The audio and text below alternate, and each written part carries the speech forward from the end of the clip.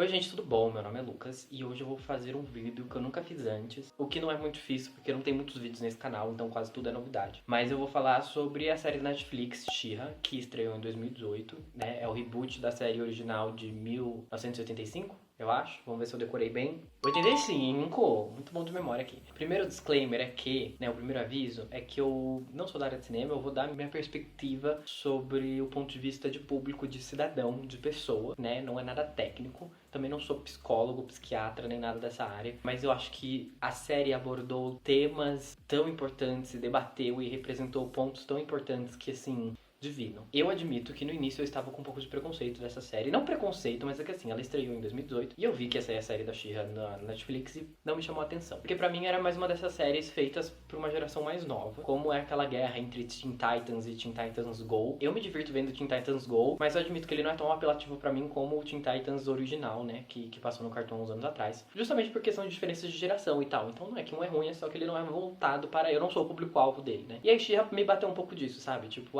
não é feito pra mim, não vou ver, tanto faz, tanto fez, bom pra eles, sigam a vida. E aí lançou a última temporada da série, veio propagandas da Netflix, já é a última temporada de She-Ra, não sei o que. E aí eu vi um mini vídeo no YouTube que dava um resumo de um momento clímax ali da série, né? E aí eu falei, parece interessante. Tô nessa quarentena, procurando o que ver, vamos ver She-Ra.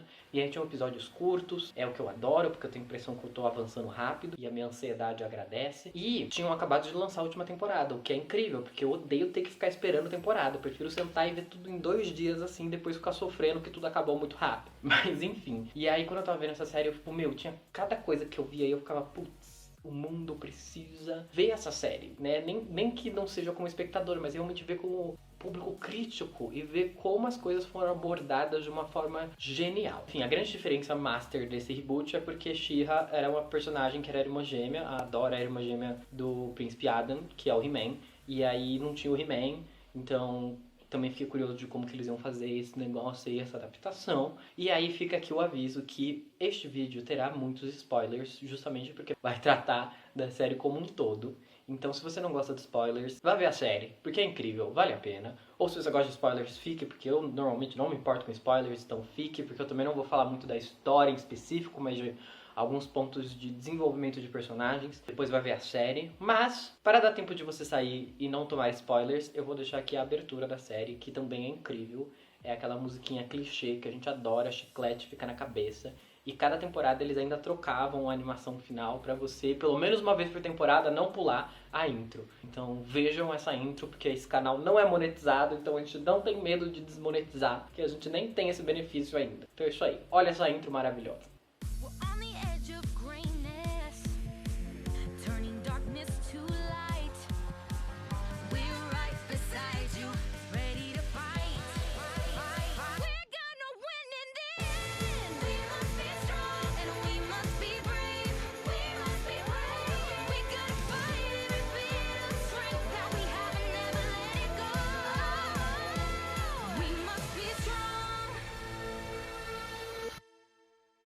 Eu queria começar este vídeo dizendo que não sou só eu que achou essa série maravilhosa. Fora milhões de pessoas que viram essa série e comprovaram que ela é maravilhosa, a série foi indicada pro Daytime Emmy Awards, que é tipo programação 10 de 10 de dia, né? Programações diurnas incríveis. Eu acho que não chegou a ganhar, mas foi uma indicação, que já é grande coisa. Foi indicado pra um prêmio que eu achei muito legal, principalmente porque é um dos temas que eu achei maravilhoso da série, que é Esse Eu Preciso de Cola, que é a premiação é o GLAAD Media Awards. E aí esse GLAAD é uma associação que significa, que foi criada em 1990 nos Estados Unidos. E essa sigla significa Gay Lesbians Alliance Against Defamation, ou seja, tipo, Associação dos Gays das Lésbicas contra a Difamação. E aí essa premiação é pra reconhecer e homenagear representações justas, rigorosas e inclusivas da comunidade LGBTQIA+, de questões que afetam as suas vidas nos meios de comunicação. Ou seja, basicamente é uma premiação de parabéns, vocês fizeram direito. E assim, por mais que a série tenha recebido muita aclamação, né, tipo, muitos méritos por essa questão de representatividade LGBTQIA+,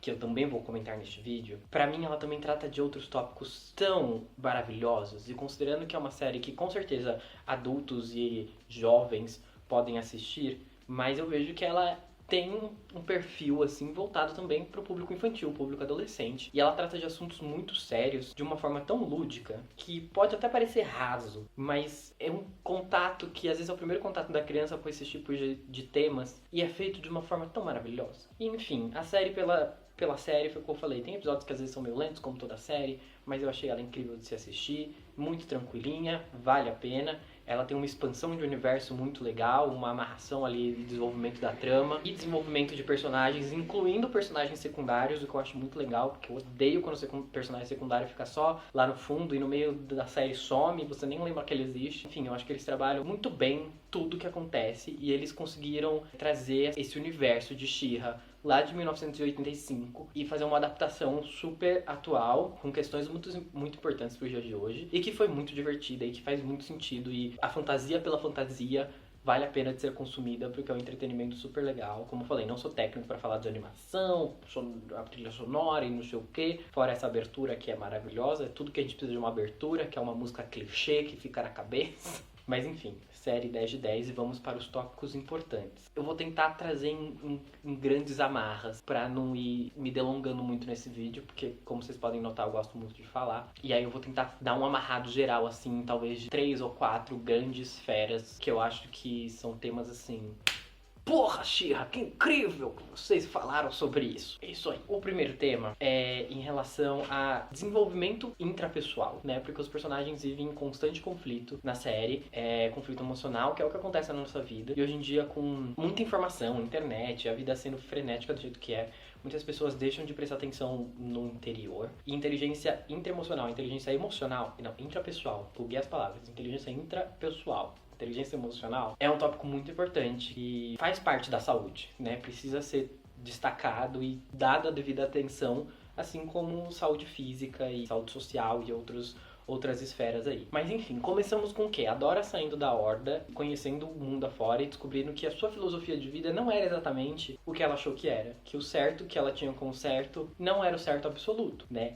Então, isso já mostra que, às vezes, nessa sociedade polarizada que a gente tem vivido aqui no Brasil, principalmente com questão de política e tudo mais, mostra que você pode ter 100% de certeza da sua verdade, mas se você dá um passinho pra fora da sua bolha, você descobre que não é bem assim, que a sua verdade não é universal e que, inclusive, ela não necessariamente é a verdade se você toma um panorama mais amplo, né? Então foi muito legal porque eu acho que, primeiro, que abre esse diálogo de conheça o novo, né? Das pessoas se desenvolverem, sempre crescerem, e tá tudo bem mudar de ideia, faz parte do desenvolvimento, do amadurecimento das pessoas. E também que nessa questão de desenvolvimento, nem tudo é preto no branco, não é uma coisa maquineísta de bem ou mal, sabe? Tem vários tons de cinza aí, 50 tons de cinza aí no meio. E a gente vê isso com personagens que estão do lado mal, né? Da Horda, que não necessariamente são más pessoas, como tem a Scorpia e tem os amigos da tropa da Dora e da Catra. E ao mesmo tempo a gente tem pessoas do lado bom, da rebelião, que tomam decisões ruins,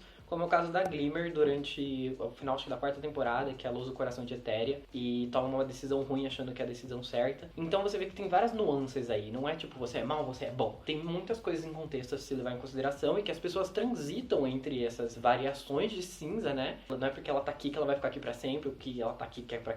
vai estar aqui pra sempre, que não tem só os dois extremos, sabe? Então, eu achei isso muito legal, de mesmo nas entrelinhas apresentar isso pras crianças, que as pessoas evoluem e mudam. E que ao mesmo tempo, quando você comete um erro, como é o caso principal, acho que ele na trama da Catra, e depois ela assume o lado da rebelião e tudo mais, que ela tem que encarar as pessoas que ela magoou e ter humildade e pedir perdão, e que é um processo, foi um processo diferente da Dora, por exemplo, que já conquistou muita gente de cara, mas ao mesmo tempo ela teve que se provar para várias outras pessoas, como a rainha e tudo mais, e enfim, Scorpia, a Intrépida, enfim, tem várias questões aí de pessoas que vão e vêm entre essas duas esferas de rebelião e horda, né? E é muito legal ver como, tipo, cada processo é diferente para cada pessoa, tanto individual quanto para as pessoas que o rodeiam, como que elas percebem essa evolução daquele personagem. E que um tema muito importante nessa questão de desenvolvimento e de conhecer além da sua bolha, a oportunidade de melhora é dada, mas a garantia do perdão não,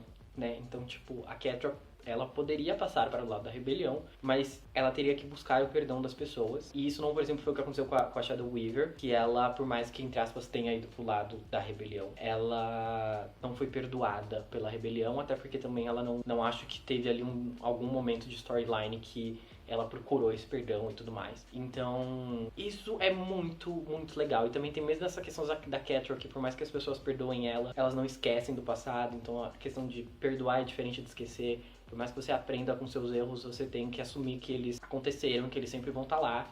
E que você não é definido por eles, mas que você cresce a partir deles, sabe? Então, enfim, nem sei se tudo isso que eu falei fez sentido, mas todo esse tópico que eu abracei aí entre essas 1000 coisas foram maravilhosos ver durante esse desenvolvimento das 5 temporadas de She-Ra. Outros 2 pontos que eu achei muito legais, que na verdade eu não consegui amarrar eles juntos, mas são 2 pontos muito importantes que não tem muito ao que se falar, quer dizer, tem bastante ao que se falar, mas eu não vou me delongar tanto neles, que é a questão de como trabalhar traumas e como traumas acontecem, que a gente vê principalmente na questão da Dora e da Catra em relação à criação delas com a Shadow Weaver. E aí tem 2 pontos nessa trama que eu acho muito legal de trazer, que primeiro é as pessoas de fora eventualmente poderiam julgar do tipo, poxa, mas a Dora e a Catra tiveram a mesma criação. Por que que uma ficou toda ferrada da cabeça e a outra não, sabe? Primeiro que assim, você de fora não consegue 100% saber o que estava acontecendo, por isso que é tão importante ouvir o lado da vítima e entender, né, o que realmente aconteceu da perspectiva dela. Porque na verdade rolava aquela questão de preferência, então não necessariamente elas estavam na mesma condição. E mais do que isso, a questão de individualidade é que por mais que os contextos sejam semelhantes, a individualidade de cada um faz as pessoas lidarem com isso de forma diferente. A gente tem um exemplo meio não tão forte nesse quesito trauma, mas nesse quesito de como a individualidade pega, que é a questão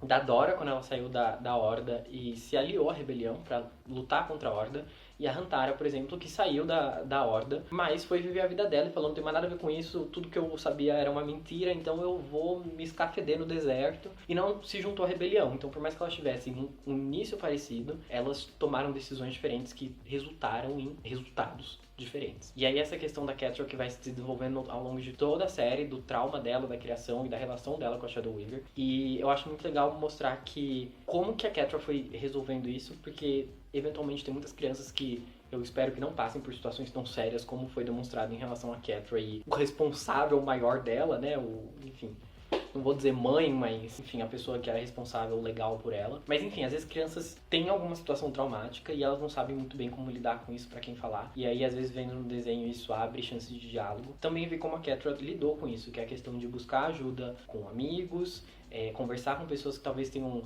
conhecimento da situação que você passou, que era a questão da Dora. E uma coisa que eu achei incrível, além dessa questão de conversa, é mostrar ferramentas que podem ser trabalhadas, que no caso do desenho, eu acho que pra mim foi muito claro em questão do Milog, né, que é aquele gato alienígena mágico que elas encontram. Enfim, que a Catra usa o apoio do Milog, que pra mim ficou muito como se fosse um animal de apoio emocional, um animal de conforto, porque justamente era um animal que refletia as emoções dela, e por conta disso ela conseguia ver de uma forma externa o que ela estava passando pra poder digerir aquilo e tentar achar uma solução de um ponto de vista um pouquinho mais objetivo e não no meio daquele turbilhão de emoções que ela sentia. Então, incrível, sabe? Na hora que eu vi como eles estavam usando o Milog, foi tipo, putz!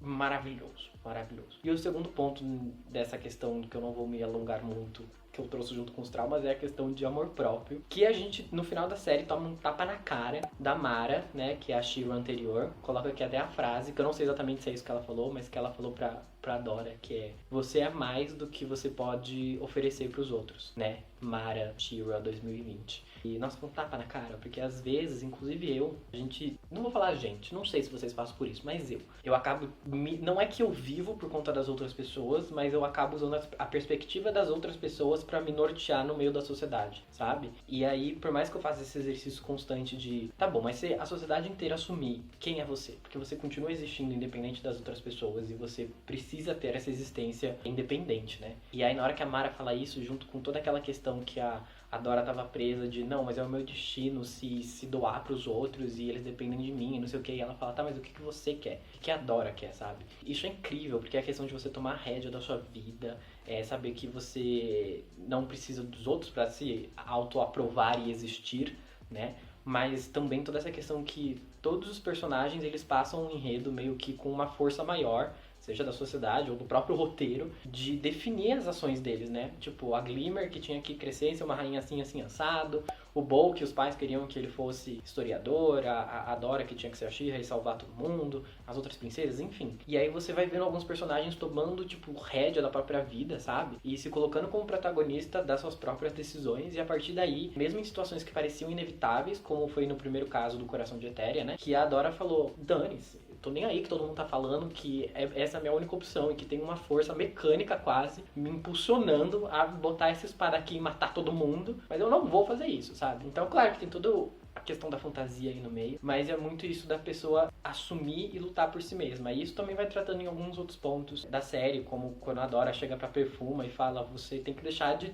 ter essa postura passiva e lutar pelo que você quer, sabe? Com a Scorpia, nessa questão de amor próprio, dela entender que não adianta ela se doar pelos outros, querendo o bem dos outros, se os outros não querem o bem dela. Então, assim, essa questão de amor próprio foi tratado de vários aspectos, várias perspectivas, mas de uma forma tão incrível, sabe? E é isso, incrível. Eu falei que ia tratar só dos pontos principais, mas eu não consigo, entendeu?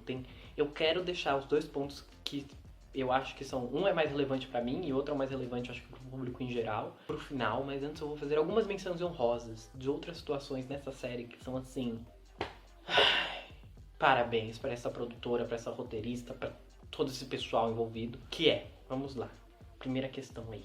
Quando a Glimmer tá lá no processo, né, no ritual de assumir o trono como rainha, mas ela também não lidou com a questão da morte da mãe.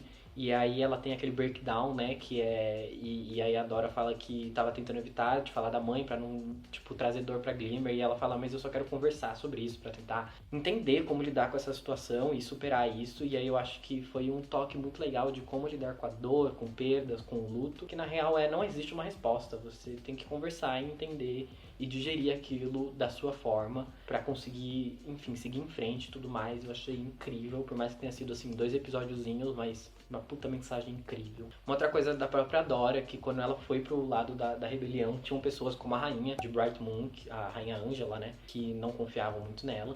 E entre outras pessoas, ela teve que agir pra convencer e inspirar os outros, né? Como ela fez no final da temporada com os irmãos Estrela lá, esqueci o nome deles, mas que eles estão lá naquele outro planeta e eles têm que conseguir o combustível, enfim. E a Dora faz muito isso de inspirar e convencer através das ações. E eu acho isso maravilhoso porque, né, a maioria das vezes o discurso é muito diferente do que você de fato executa e do que você exemplifica com a sua existência. Então também achei isso maravilhoso, que é ações falam mais do que palavras. Levante a bunda da cadeira e vá fazer, que é assim que o mundo gira e que você vai realmente mostrar para que veio. Então também achei incrível. Muitas menções aqui. Quando o Swiftwind, o cavalo, né, da Dora, que começou e terminou até, né? Como um alívio cômico, de vez em quando deu uma sumida lá no meio, mas enfim. A Dora tá tendo toda a crise dela de She-Ra e aí ela pede desculpa por ter transformado ele no unicórnio e tudo mais. E aí ele fala, tipo, eu não me arrependo dos meus poderes porque agora eu consegui mudar, lutar pelo que eu acredito, defender os meus semelhantes, sabe? Eu tenho, tipo, força e espaço pra isso. E pra mim aquilo também bateu muito forte porque é uma questão de... Tem muita gente que tem medo de assumir responsabilidades e tomar uma postura de liderança e à frente. E claro que tudo isso vai de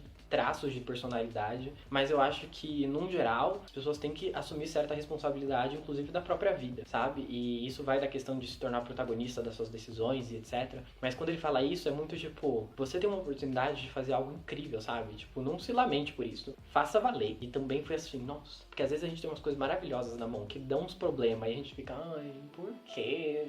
Que saco. E é tipo, puta, meu, você consegue fazer tanta coisa com isso? Vai atrás e faz o negócio acontecer. Então quem diria que o cavalo cômico ia dar uma pincelada de sabedoria aí na gente, não é mesmo? Como eu falei, a série trata de vários probleminhas, questões, mesmo que de forma pequenininha, como a questão da Frosta, que é uma princesa super novinha, acho que ela tem, sei lá, 11 anos, não sei, ela é muito nova. Frosta tem que, tipo, assumir uma responsabilidade de adulta muito rápido, então essa questão de amadurecimento desnecessariamente acelerado em cima das crianças e de pessoas jovens e, tipo, meu, se permita ser jovem e passar pelas suas fases, tanto que depois você vê que ela é uma criança como qualquer outra, e isso é incrível, né? Eu acho que eles tratarem isso também, porque como eu falei, é um desenho que é voltado para o público infantil, que eventualmente pode se identificar com essas questões. A questão de representatividade de masculinidade, né? Que entra na questão de representatividade LGBTQIA+. A gente vai falar nas duas últimas grandes esferas. Dois personagens que eu posso trazer assim é, por exemplo, o Seahawk, que é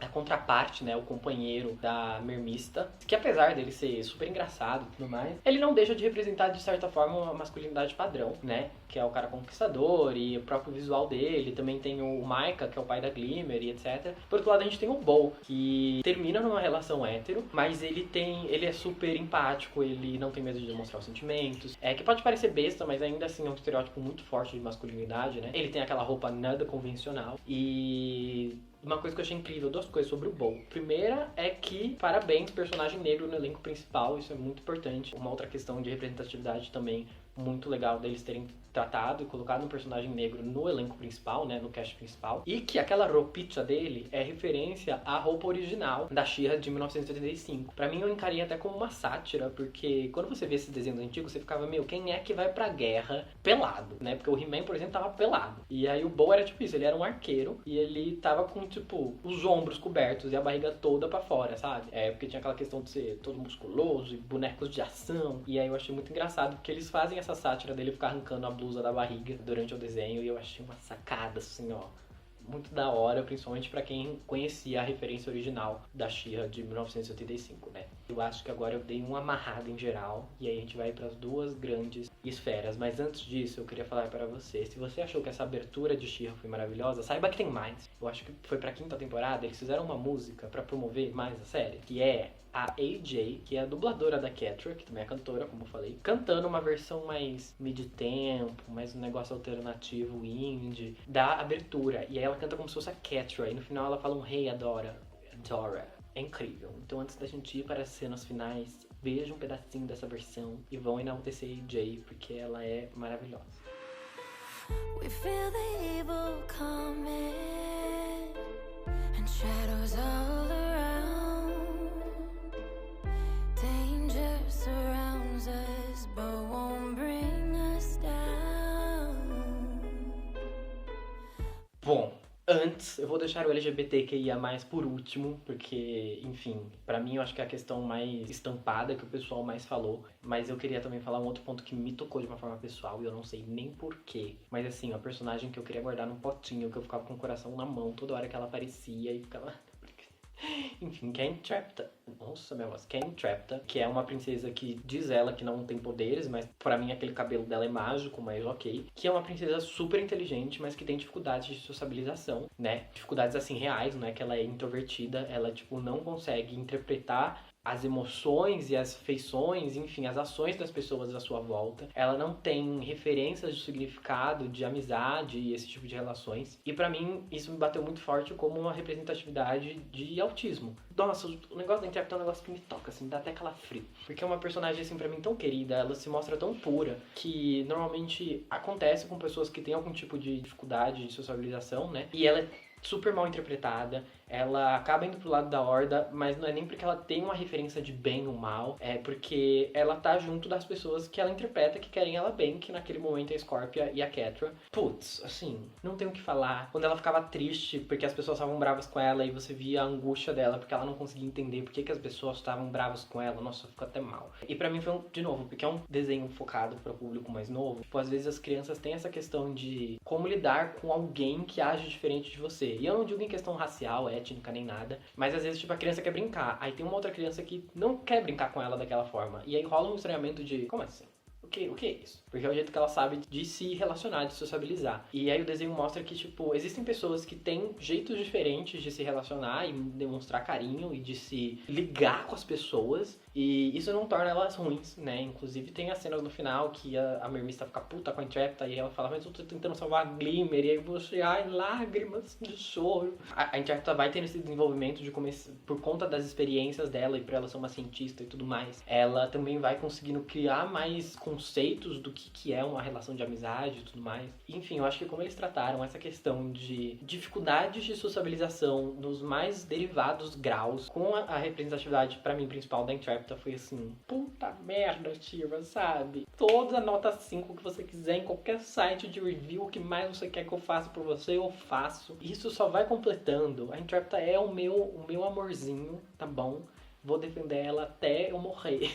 E aí só vai melhorando conforme ela vai se desenvolvendo mais. Quando ela cria amigos, né? Que é o caso dela criar a Emily e tudo mais, pra ela ter coisas, né? Que no caso a Emily se torna até uma pessoa, assim, né? Naquele contexto, pra poder se relacionar e tudo mais. A relação que ela cria com o Hordax, justamente por ela não ter essa referência de bem ou mal, e ela começar a ver o Hordax como uma pessoa, independente do contexto e de toda a situação que estava envolvida. E aí ela jogar aquela outra frase que foi outro soco na cara que eu fiquei, gente, eu tenho estruturas para isso. Que ela fala, não sei exatamente as palavras, mas que ela fala pro Hordax não esquecer das imperfeições dele, porque as imperfeições dele são o que deixam ele lindo, o que fazem, né? A imperfeição é o que te faz perfeito, o que faz a gente ser indivíduo, né? Mas o fato disso vir da Entrapta, que é aquela pessoa que, tipo, é julgada por todo mundo como problemática e não sei o quê, e pra mim rolou até uma questão de, tipo, paz dela com ela mesma, junto com passar pro próximo conhecimento e...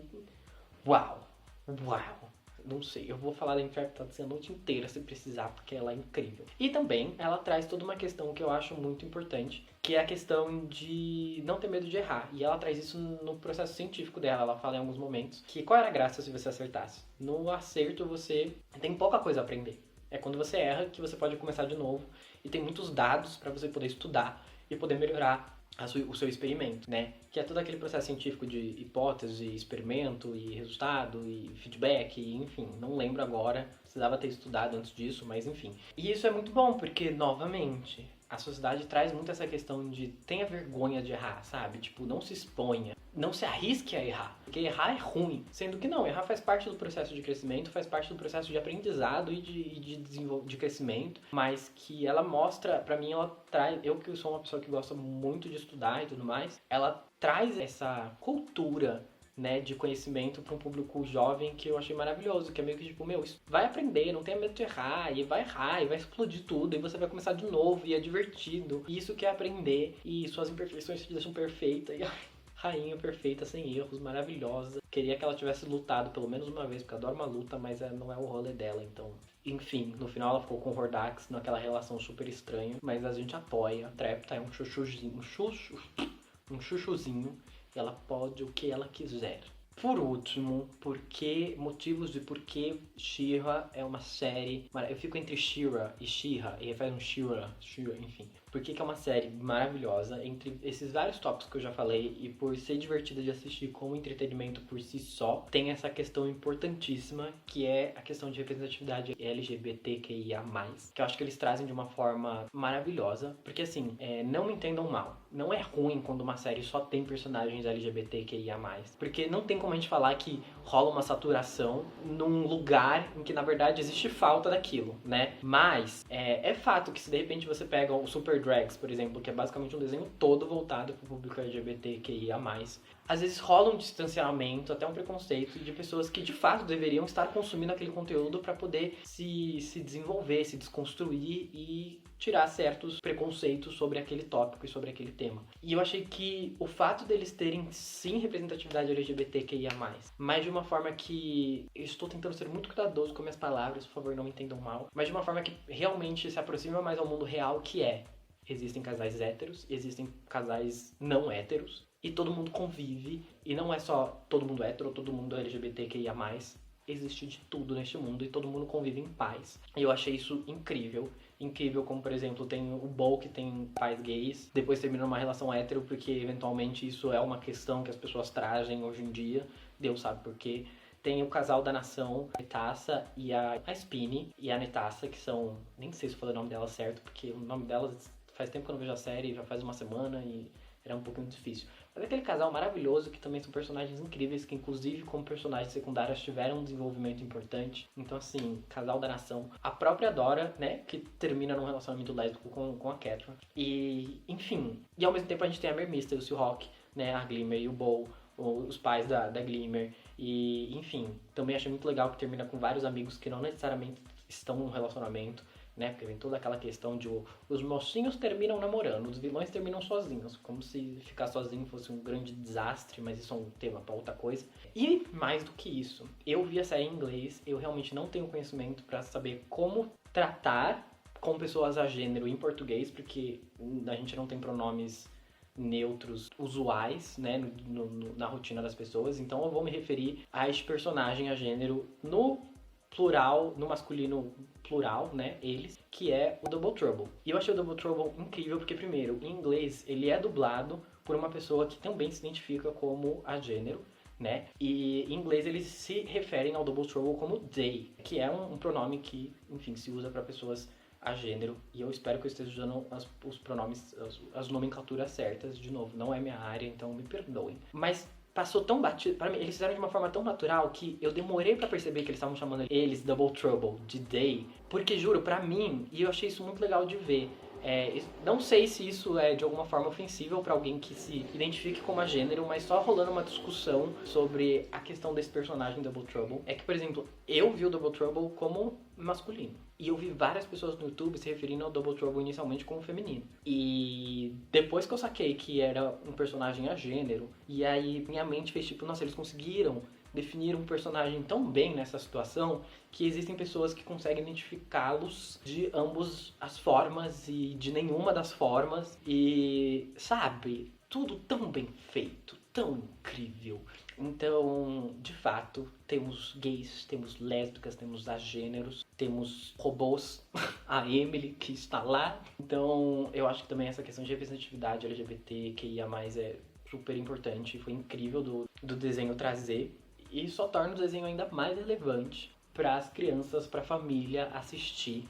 Porque às vezes os pais também precisam se desconstruir, né? E foi o que eu falei, eu não acho que é um desenho que faz isso de uma forma agressiva a pessoas que têm um certo preconceito a esses tópicos. Este foi um vídeo enorme sobre por que você tem que ver She-Ra e alguns pontos que tornam esse seriado incrível.